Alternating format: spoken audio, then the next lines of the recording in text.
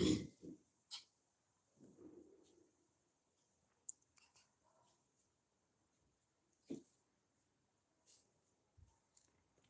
चलिए स्टार्ट करते हैं। इकोनॉमिक्स का क्वेश्चन पेपर है ये आपका, सीबीएसई बोर्ड एग्जाम 2026। तो अदर कोड्स के सॉल्यूशन भी अभी थोड़ी देर बाद करेंगे। अभी फिलहाल आपका ये जो भी सेट और कोड है उसको देख लीजिए। तो चलिए स्टार्ट करते हैं सॉल्यूशन। वीडियो को शेयर कर दीजिए सारे बच्चों में, फ्रेंड्स में। तो सबसे पहले इसका सेक्शन ए स्टार्ट करेंगे।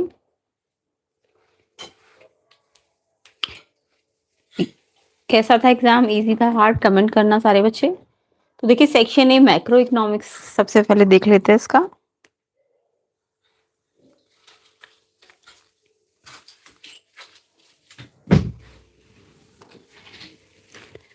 तो फर्स्ट क्वेश्चन है, आइडेंटिफाई करना है function of money which has effectively solve the problem of double coincidence of wants in a transaction. तो इसमें पूछा है कि जो डबल कोइंसिडेंस ऑफ वांट है वो एक्चुअल में मनी का कौन सा फंक्शन है। ठीक है, तो मनी का फंक्शन तो ये सारे ही है, बट आपको बोला जो डबल कोइंसिडेंस ऑफ वांट को कंप्लीट करता है, सॉल्व करता है, वो कौन सा फंक्शन है। तो इसका आंसर है आपका D, medium of exchange. Medium of exchange जो फंक्शन है वो डबल कोइंसिडेंस ऑफ वांट को सॉल्व करता है। तो ऑप्शन डी करेक्ट आंसर है। तो फर्स्ट का आंसर क्या है, क्वेश्चन 1 का डी, मीडियम ऑफ एक्सचेंज। किस किस बच्चे का ये क्वेश्चन का आंसर है, करेक्ट है। एंड सेकंड पे आते हैं।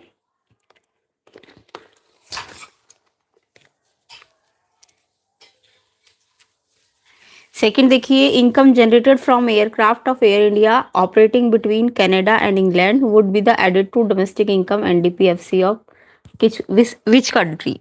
कौन सी कंट्री है इसमें से जिसमें अगर एयरक्राफ्ट है एयर इंडिया का जो कनाडा एंड इंग्लैंड के बीच में ऑपरेट हो रहा है, तो वो किस कंट्री की डोमेस्टिक इनकम है। तो यहाँ पे क्योंकि एयरक्राफ्ट एयर इंडिया का है ना, तो एयर इंडिया की डोमेस्टिक टेरिटरी के अंडर आएगा वो। तो यानी इंडिया आंसर है, डी ऑप्शन इसका आंसर है, इंडिया। तो इंडिया जिस जिस बच्चे ने लिखा है करेक्ट है। तो सेकंड का आंसर आपका डी हो जाएगा, इंडिया। एंड फर्स्ट का डी, मीडियम ऑफ एक्सचेंज। तो किन किन बच्चों के दोनों करेक्ट आंसर्स है, कमेंट कीजिए सारे बच्चे।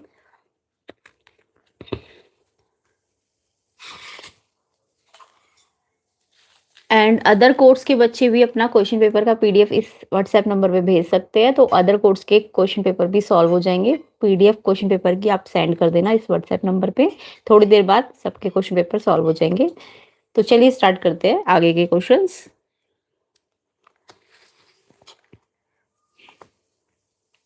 थर्ड क्वेश्चन देखिए, थर्ड का मुझे आंसर कमेंट कीजिए किसने क्या लिखा है, क्योंकि इस क्वेश्चन में थोड़ी कंफ्यूजन तो है डायग्राम के अकॉर्डिंग। आंसर कमेंट करो, इसका क्या लिख के आए हो।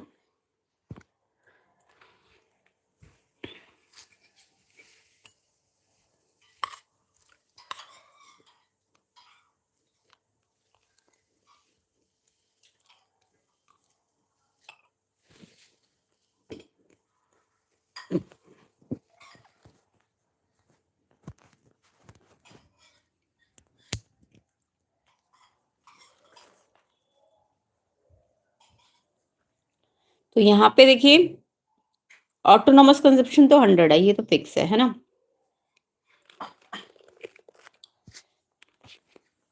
तो आपको कंजप्शन फंक्शन का फॉर्मूला पता होगा, autonomous consumption plus MPC Y. तो ऑटोनॉमस कंजप्शन 100 है, एंड सी और वाई को आपको ग्राफ में देखना था और उससे एमपीसी निकालना था, या फिर आप स्लोप से भी एमपीसी निकाल सकते थे। तो अगर मैं ग्राफ में देख रही हूँ, तो यहाँ पे ग्राफ में देखो, सी जब 700 है ना, ये रहा, तो जो इनकम है ना वो आपकी कितनी है, सी 700 पे इनकम 800 आ रही है ना।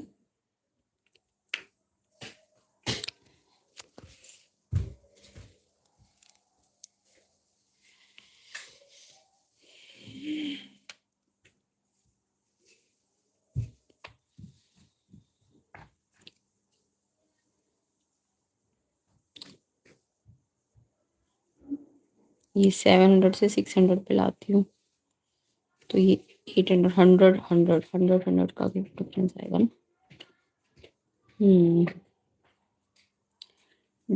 स्लोप निकाल लो आप, delta C upon delta Y, उससे ज़्यादा आसानी से समझ आएगा। Delta C upon delta Y मेरा एमपीसी निकल जाएगा। तो डेल्टा सी देखो 700 माइनस 600, ये वाला स्लोप ले लेती हूँ।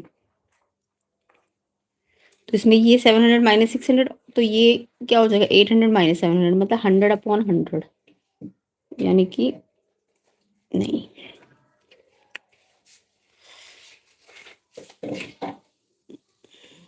और अगर 0 100 वाला पॉइंट लूँ तो 700 माइनस 100 100 और 600 और इसका तो 700 ऐसे ही रहेगा। 0.8 समथिंग आएगा, बट डायग्राम में थोड़ी सी मिस्टेक लग रही है मुझे। तो 100 तो फिक्स है और 0.8 आपका एमपीसी आएगा। तो ये आ जाएगा C equal to 100 plus 0.8 Y, option B.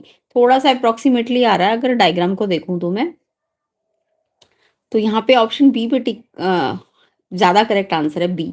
ठीक है, तो बी आंसर किस किस बच्चे ने लिखा है उनका आंसर ठीक है। तो आंसर क्या है 100 प्लस 0.8 वाई, ऑप्शन बी इसका करेक्ट आंसर है। तो ग्राफ में थोड़ी सी दिक्कत है, बट एमपीसी अप्रोक्सीमेटली 0.8 आएगा आपका। तो C 100 plus 0.8 Y, B option इसका आंसर है। नेक्स्ट देखो,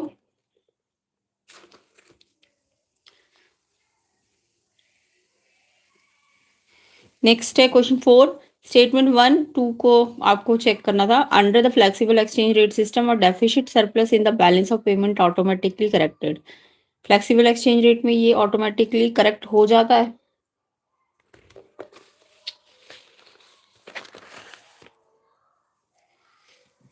यस, करेक्ट है ये।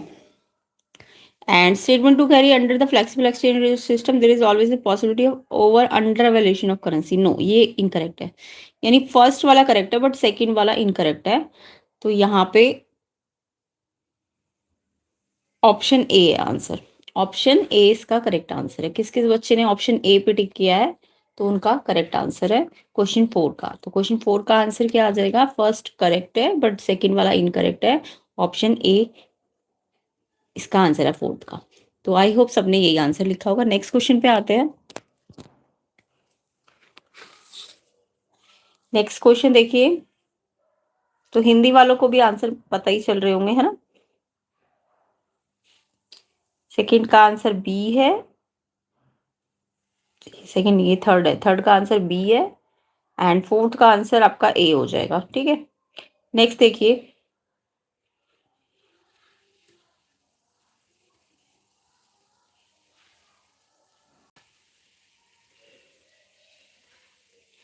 नेक्स्ट है Sumit deposited 10 lakh in his saving account, the deposits made by him is a part of dash in the M1 measure of money supply.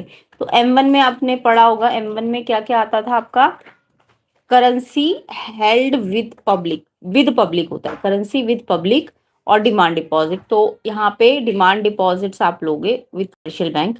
ठीक है, currency with public होनी चाहिए थी और साथ में डिमांड डिपॉजिट। तो यहाँ पे ऑप्शन सी आंसर है इसका। क्वेश्चन 5 का आंसर क्या हो जाएगा, ऑप्शन सी। किस किस बच्चे ने आंसर सी लिखा है, बिल्कुल करेक्ट है। तो यहाँ पे C demand deposit with commercial bank correct answer है। 6 देखिए, एजर्शन है increase in exchange rate of implies that the price of foreign currency in term of domestic currency has increased। अगर एक्सचेंज रेट बढ़ा तो इसका मतलब फॉरेन करेंसी बढ़ रही है डोमेस्टिक करेंसी के अकॉर्डिंग। यस, अगर मतलब डॉलर बढ़ रहा है तो इट मीन्स फॉरेन करेंसी बढ़ रही है ना, यानी डॉलर बढ़ने का मतलब एक्सचेंज रेट बढ़ रहा है, तो इट मीन्स आपकी फॉरेन करेंसी बढ़ रही है और इंडियन करेंसी कम हो रही है ना। तो यस, बिल्कुल करेक्ट है, फॉरेन करेंसी बढ़ती है जब एक्सचेंज रेट बढ़ता है। तो एजर्शन तो करेक्ट है। रीजन है balance of trade record the inflows and outflows of the foreign exchange, ये भी करेक्ट है आपका, बट करेक्ट है बट एक्सप्लेन नहीं कर रहा है, इसलिए ऑप्शन बी आंसर है इसका। बहुत एजर्शन रीजन ट्रू है but reason not the correct explanation of assertion A. तो यहाँ पे 6 का आंसर क्या हो जाएगा, एजर्शन रीजन करेक्ट है बट एक्सप्लेनेशन करेक्ट नहीं है, ऑप्शन बी आंसर है। तो 6 का आंसर ऑप्शन बी करेक्ट है। किस किस बच्चे ने ये किया है, करेक्ट है। ठीक है, तो अदर कोड्स के सोल्यूशन भी मिल जाएंगे, अपने क्वेश्चन पेपर का PDF भेज दो व्हाट्सएप नंबर पे, तो आपको अदर कोड्स के सोल्यूशन भी मिल जाएंगे, प्लेलिस्ट चेक कर लेना, थोड़ी देर बाद इनके सोल्यूशंस भी हो जाएंगे। आगे देखिए, एंड वीडियो को शेयर कर दो, ज़्यादा से ज़्यादा लाइक भी कर दो, चैनल में नए हो तो सब्सक्राइब भी कर देना। Identify which one of the following is not a function of reserve bank of India as a bank agent and adviser to the government. तो यहाँ पूछा है कौन सा फंक्शन नहीं है रिजर्व बैंक का, बैंक के तौर पे, एजेंट के तौर पे, एडवाइजर के तौर पे। तो ये वैसे तो सारे रिजर्व बैंक के फंक्शन गिवन थे, बट ये वाले फंक्शन नहीं दिए हुए, बैंक एजेंट और एडवाइजर। तो carries out banking business of the government, ये तो बैंक फंक्शन है इसका। नेशनल डेब्ट को मेंटेन कर मैनेज करता है, ये भी इसका यही वाला फंक्शन है, एजेंट वाला। और एडवाइस करता है, ये एडवाइजर वाला फंक्शन है। तो डी जो है ना, कंडक्ट पीरियोडिक इंस्पेक्शंस, ये इन तीनों में से कोई फंक्शन नहीं है। तो डी इसका कौन सा वाला फंक्शन है, ये इसका एक्चुअल में सुपरवाइजरी फंक्शन है। तो डी इसका सुपरवाइजरी फंक्शन है, जो कि इन तीनों में से नहीं है। तो डी आंसर है। तो डी आंसर किस किस बच्चे ने लिखा है 7th का, ठीक है, वो सुपरवाइजरी फंक्शन है डी वाला ऑप्शन, तो इसलिए 7th का आंसर डी हो जाएगा। नेक्स्ट क्वेश्चन देखिए, 8 गुड्स को आपने दो कैटेगरी में बांटा है, एक फाइनल गुड, एक इंटरमीडिएट। अब फाइनल गुड की भी दो कैटेगरी होती है, कंजप्शन गुड होता है और एक कैपिटल गुड होता है। तो आंसर क्या है, capital good. Option B answer है इसका, कैपिटल गुड्स। तो 8th का आंसर कैपिटल गुड जिन जिन ने लिखा है बिल्कुल करेक्ट है। तो आई होप सबका आंसर करेक्ट ही होगा। कमेंट करके बताओ किस किस ने लिखा है ये आंसर।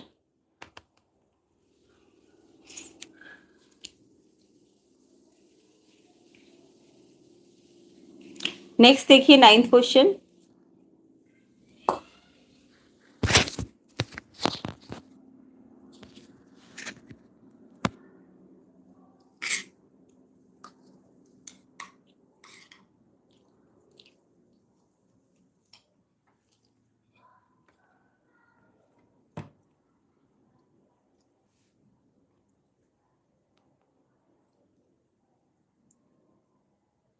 क्वेश्चन पेपर का पी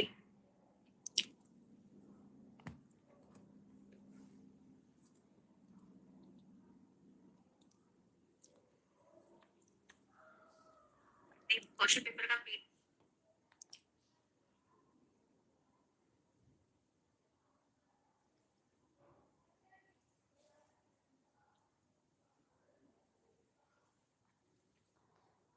तो 9 देखिए, AD curve lies parallel to consumption curve indicating that both have dash.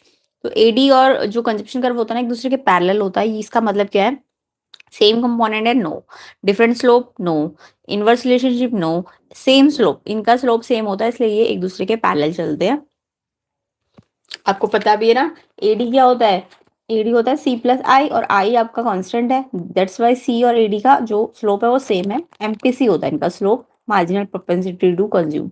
तो सेम स्लोप है, इसलिए ये पैरेलल चलते हैं। सी ऑप्शन आंसर है 9th का। देन देखिए, read the following statements carefully. Statement 1 है, brokerage earn by dealer of second hand car included in the estimation of national income. Yes, correct है। Statement 2, imputed value of production for self consumption included in national input. जो self consumption की imputed value से include करते हैं। Yes, ये भी correct है आपका। तो सेकंड भी करेक्ट है, फर्स्ट भी करेक्ट है। It means C option answer है। Both statement 1 and 2 are true. C option answer है इसका। तो क्वेश्चन 10 का आंसर फर्स्ट सेकंड दोनों करेक्ट है, ऑप्शन सी करेक्ट आंसर है। किस किस बच्चे ने ये आंसर लिखा है तो करेक्ट है, कमेंट कीजिए किस किस के कितने करेक्ट हो रहे हैं। नेक्स्ट क्वेश्चन देखेंगे 11th। 11th में आपको कैलकुलेट करना था वैल्यू ऑफ रेंट। ये बहुत इंपॉर्टेंट क्वेश्चन था, इसमें न्यूमेरिकल था। तो जल्दी से अपने न्यूमेरिकल का आंसर कमेंट करो, कितना कितना लिख के आए हो आप, क्या लिख के आए हो उसका आंसर।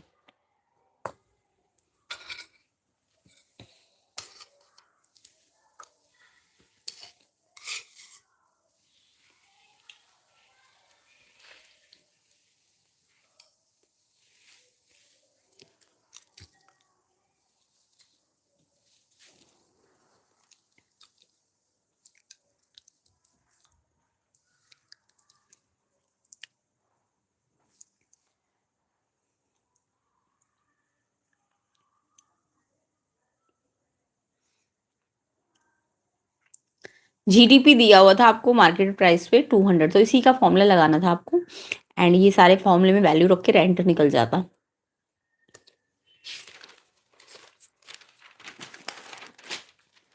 यहाँ पे देखिए जीडीपी एमपी जो है वो आपका operating surplus plus compensation of employees. अब ये जी ग्रॉस है तो डेप्रिसिएशन प्लस होगा, एंड एमपी है तो एनआईटी भी प्लस होगा, नेट इनडायरेक्ट टैक्सेस। तो ऑपरेटिंग सरप्लस आपके तीन चीजों से बनता है, रेंट, इंटरेस्ट और प्रॉफिट। तो रेंट आपको नहीं पता था, इंटरेस्ट आपका ये दोनों प्लस का क्या आएगा, इंटरेस्ट क्या है, इंटरेस्ट में सॉरी प्रॉफिट में इंटरेस्ट तो 45 है, प्रॉफिट आपका प्रॉफिट आफ्टर टैक्स और कॉर्पोरेट टैक्स दोनों को जोड़ेंगे 20 और 5 25, और इंटरेस्ट आपका 45 है एंड रेंट आपको निकालना था। तो ऑपरेटिंग सरप्लस में क्या क्या होता है, रेंट, इंटरेस्ट, इंटरेस्ट आपका 45 दिया था और प्रॉफिट में दोनों ऐड करना था, तो ये ऑपरेटिंग सरप्लस है। साथ में कंपनसेशन आपको 45 गिवन है, डेप्रीशिएशन 50 दिया हुआ था, एनआईटी आपको 10 दिया हुआ था और जीडीपी एमपी 200 दिया हुआ था। सॉल्व करेंगे ना तो रेंट निकालना है, तो पहले इधर की साइड को प्लस करना था एंड 200 में से माइनस करना था, तो इसका जो रेंट आएगा ना 25 करोड़ आएगा। किस किस ने रेंट 25 करोड़ आया है मुझे कमेंट कर देना सारे बच्चे, तो आपके 3 मार्क्स कन्फर्म्ड है, पक्के हैं। तो 25 करोड़ इसका रेंट होगा, ठीक है। तो आई होप सबका आंसर करेक्ट होगा। वीडियो शेयर कर दो, लाइक कर दो, ठीक है। 12th आपका when initial deposit in the credit creation process remains same, the total amount of credit created rises as the value of money multiplier increases। तो इसको आपको बताना था एक न्यूमेरिकल एग्जाम्पल से। तो आपको पता है मनी मल्टीप्लायर कैसे निकलता है, मनी मल्टीप्लायर का फॉर्मूला लेना था, मनी मल्टीप्लायर के जो होता है 1/CRR LRR ये होता है ना। मान लो मैं 10% लेती हूँ CRR, तो 10%, जब मैंने 10% लिया तो 10% का 100 ऊपर आया, तो मनी मल्टीप्लायर आपका 10 टाइम्स आ जाएगा, है ना। बट अगर यहीं पे मैं इसको 5% लूँ तो 5% का 100 ऊपर, तो ये कितना आ जाएगा, 20 टाइम्स आ जाएगा मनी मल्टीप्लायर। तो आपको दिख रहा है जब ये ज्यादा है ना CRR, तो ये कम आ रहा है, और जब ये कम था तो ये ज्यादा आ रहा है, तो ये जो सिचुएशन है ये वेरीफाइड हो जाएगी। तो आपको ऐसे करके इस एग्जाम्पल से समझाना था, ठीक है। तो ये आपका क्वेश्चन नंबर 12 था, ठीक। यानी कि जैसे जैसे आप अगर इनिशियल डिपॉजिट सेम है तो जो मनी मल्टीप्लायर होता है वो कैसे निकलता है, CRR का रेसिप्रोकल होता है ना। तो अगर डिपॉजिट सेम है तो अगर CRR कम है तो ये ज्यादा आएगा, और ज्यादा है तो ये कम आएगा, तो इस तरीके से ये वेरीफाइड हो जाएगा।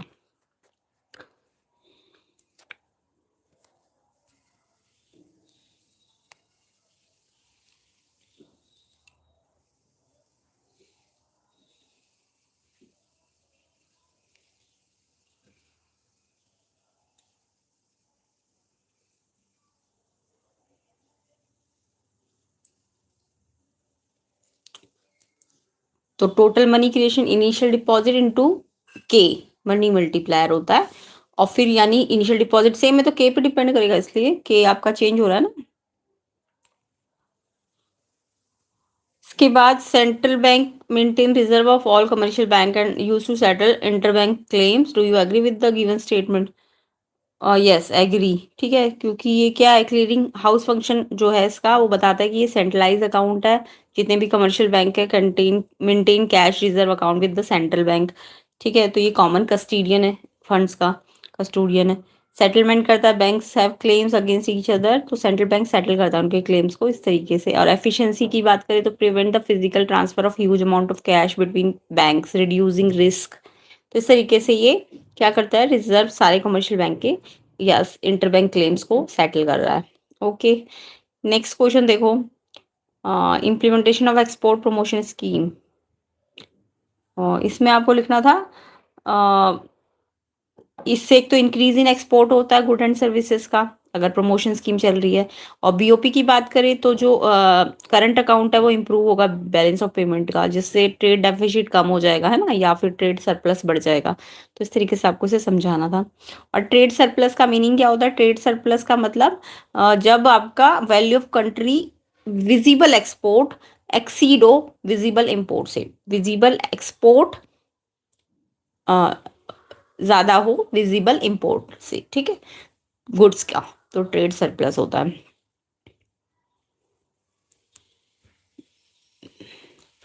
14th में आपको बोला था 50 रेपो रेट 5, अगर रेपो रेट बढ़ गया तो क्या होगा, इकोनॉमिक इश्यू इंडिकेटेड, क्या क्या इश्यू आ जाएंगे। तो इससे क्या होगा, एक तो डिफ्लेशनरी गैप जो है वो आ जाएगा, है ना, लो एग्रीगेट डिमांड हो जाएगी इकोनॉमी में। तो उसके अलावा इसका कॉन्सिक्वेंस क्या होगा, आरबीआई जो है कट कर देगा रेपो रेट को, तो इकोनॉमी को स्लो डाउन हो जाएगी, इकोनॉमी इन्फ्लेशन कम हो जाएगा, हाई अनएम्प्लॉयमेंट हो जाएगा, है ना। तो इस तरीके से आपको इसे एक्सप्लेन करना था। और कॉन्सिक्वेंस क्या होगा, इससे लोन सस्ते हो जाएंगे, commercial bank lower their lending rate, make home car and business loan more affordable. इसके अलावा इन्वेस्टमेंट बढ़ जाएगी, है ना, और एग्रीगेट डिमांड बढ़ जाएगी। तो इसके कॉन्सिक्वेंसेस आपको बताने थे। 14 में आपको एक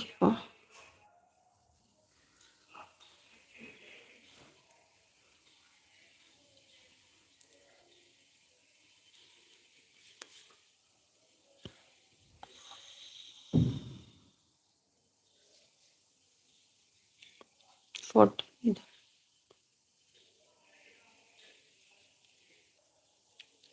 चलिए अब आगे के हम इसके और भी चीज़ देख लेते हैं। ये तो आप थ्योरी के क्वेश्चन कर ही आए होंगे।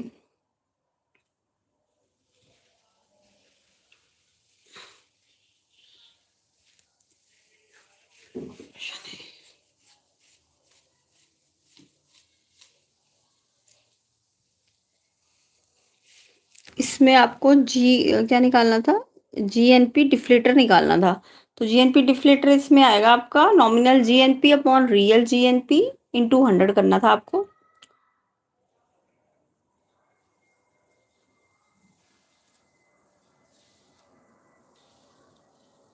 तो ये 83.33% आएगा, जिसका आया कमेंट करना। 2500 अपॉन 3000 इंटू 100 करोगे तो 83.33% आ जाएगा।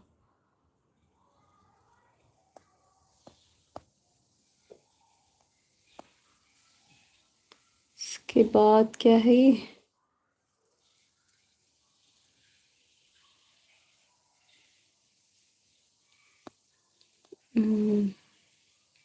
estimate the value of subsistence level of consumption expenditure from the following data about an economy which is in equilibrium। National income दिया है, मार्जिनल प्रोपेंसिटी टू कंज्यूम दिया है, इन्वेस्टमेंट एक्सपेंडिचर दिया है, निकालना क्या था, value of subsistence level of consumption.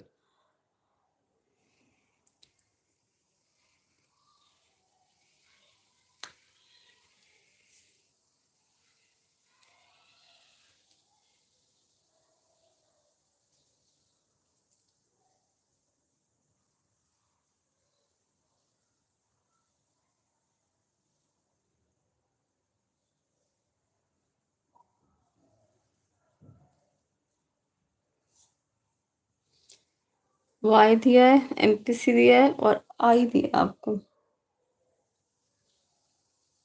Y C plus आई और सी सी बार प्लस। तो ऐसे करना था इसको सॉल्व।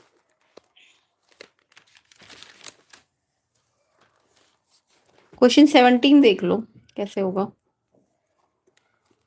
आपको पता है y क्या होता है, c प्लस आई, और c होता है c bar plus M P C Y, है ना, ये फॉर्मूले लगाने थे आपको।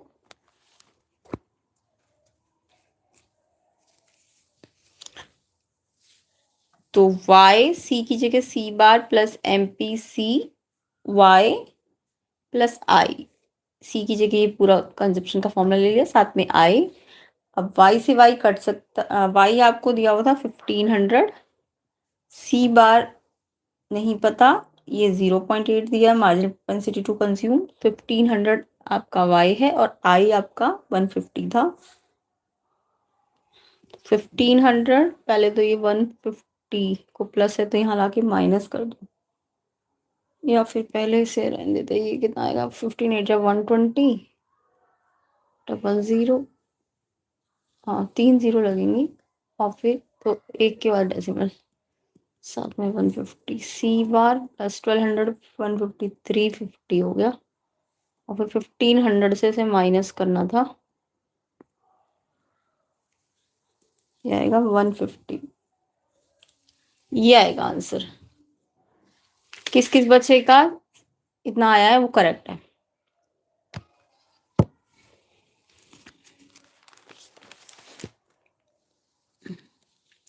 बाकी इसका ऑप्शन बी वाला टेबल को कंप्लीट करना था, ये भी आई होप सबको आता होगा। क्वेश्चन 17 का A B, change in investment दी है, चेंज इन इनकम निकालनी थी, एमपीसी दी है, एमपीसी का फॉर्मूला ले लो और इन्वेस्टमेंट मल्टीप्लायर भी निकालना था आपको।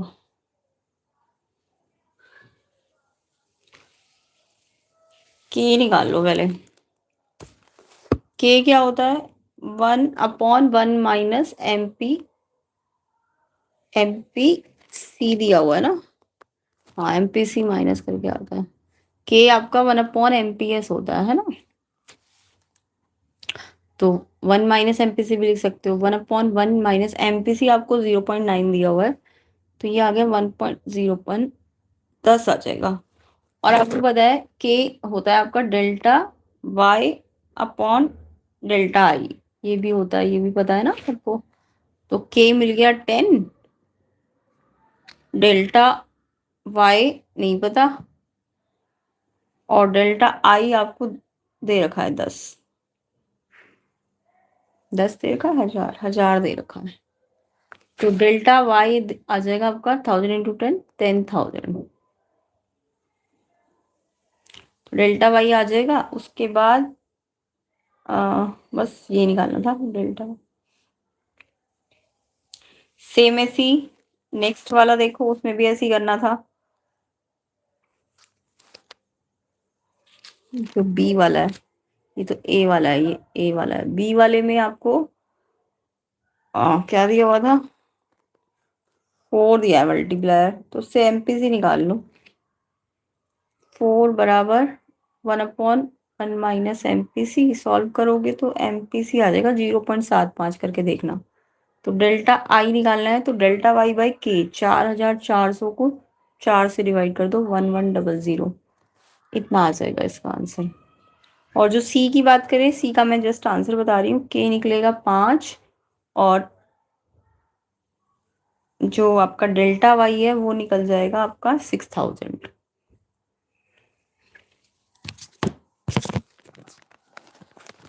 तो आई होप न्यूमेरिकल्स आपके सबके यही सॉल्व हो रहे होंगे। कमेंट करना सारे बच्चे कि हमारे न्यूमेरिकल्स करेक्ट है। नेक्स्ट सेक्शन बी आते हैं, देखो सेक्शन बी है आपका इंडियन इकोनॉमिक डेवलपमेंट, इसके आंसर्स पूछे गए थे। अब मैं जस्ट आंसर बता दूंगी।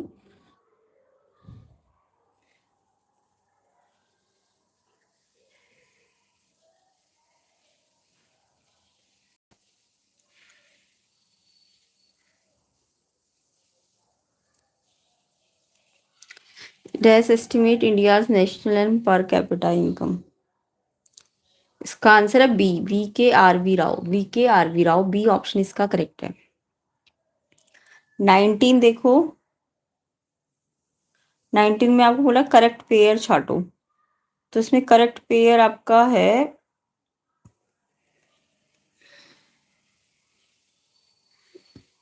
फोर्थ का डी, ये करेक्ट पेयर है, फोर्थ का डी आंसर है इसका, यानी D option.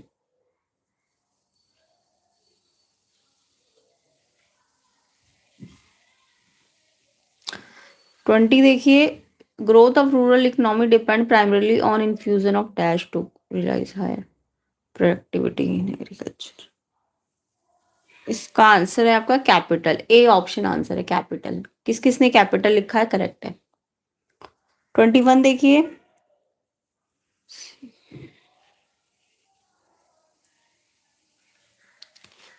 Tax reform, food sector reforms,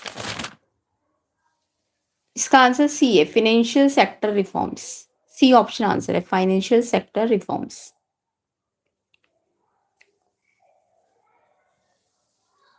next 22 देखेंगे। assertion reason, assertion a dynamic subsector like agro processing industry, food processing industry extra have potential to create alternative employment opportunity. Reason है men usually seek non-farm jobs but recently women have also started looking for such jobs. इसका answer है आपका option B है शायद। ये भी correct है, ये भी करेक्ट है। बी है आंसर, बी करेक्ट है दोनों, बट रीजन एक्सप्लेन नहीं कर रहा है। ऑप्शन बी आंसर है, ऑप्शन बी इसका करेक्ट आंसर है 22 का।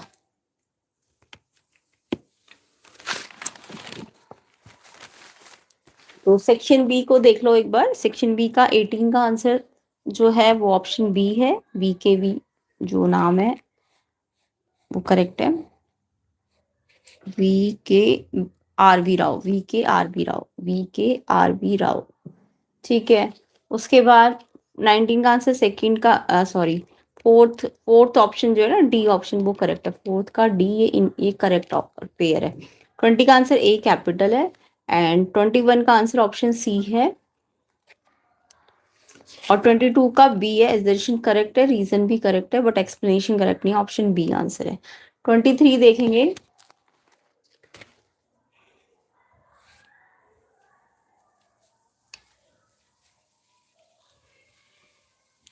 ट्वेंटी थ्री है the steep Indian education pyramid indicates. क्या इंडिकेट करता है? तो यहाँ पे ये इंडिकेट करता है few less number of people reaching higher education. D option answer है इसका, few less number of people reaching higher education. किसने लिखा है? करेक्ट है। 24 देखो, China adopted dash strategy in which farmer and industries bought and sold certain quantity at government fix prices while remaining transactions occurred at market prices. Dual pricing, special economic zone, great. इसका answer है आपका dual pricing, A option answer है इसका। ये तो सबने सही किया होगा। नेक्स्ट देखो, नेक्स्ट ये डायग्राम बना हुआ था।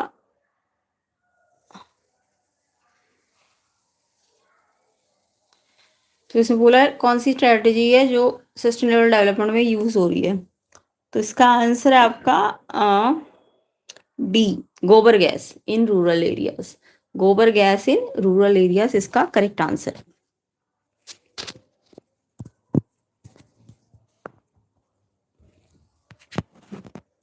नेक्स्ट देखो 26 स्टेटमेंट 1 और 2 है। The option for producing off season crops are quite restricted in organic farming.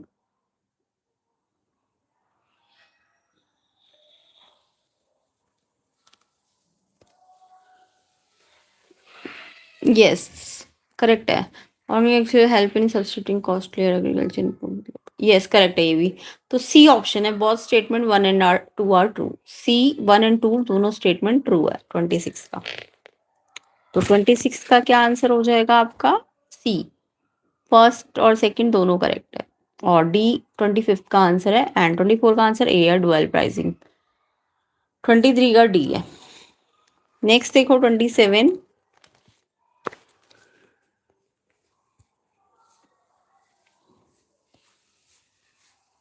Education provide dash scientific advancement, facilitate inventions, innovations, adapting to new technology। तो इसमें आंसर आपका तीनों ही आएगा। डी है, फर्स्ट सेकंड थर्ड तीनों ही provide करता है, ये डी ऑप्शन आंसर है। उसके बाद बाकी आपके थ्योरी से रिलेटेड क्वेश्चंस थे, तो ये आप करके ही आ गए होंगे। कमेंट करना सारे बच्चे न्यूमेरिकल्स किस किस बच्चे के करेक्ट है एंड ऑब्जेक्टिव क्वेश्चन कितने करेक्ट है, सारे बच्चे बता देना मुझे कमेंट करके। एंड वीडियो को शेयर कर देना, लाइक कर देना। चैनल में नए हो तो चैनल को सब्सक्राइब भी कर देना। अदर कोर्स के सोल्यूशन अगर चाहते हैं तो अपना क्वेश्चन पेपर का PDF का लिंक आप इस व्हाट्सएप नंबर पे सेंड कर देना, तो आपको थोड़ी देर बाद आपके क्वेश्चन पेपर का आंसर भी मिल जाएगा। प्लेलिस्ट चेक कर लेना। तो आई होप सबके एग्जाम अच्छा गया होगा। कमेंट करना किसके न्यूमेरिकल करेक्ट है एंड ऑब्जेक्टिव क्वेश्चन करेक्ट है। वीडियो को शेयर करना, लाइक करना। चैनल में नए हो तो चैनल को सब्सक्राइब भी कर देना एंड अदर कोर्स के लिए प्लेलिस्ट चेक कर लेना, लिंक डिस्क्रिप्शन में होगा।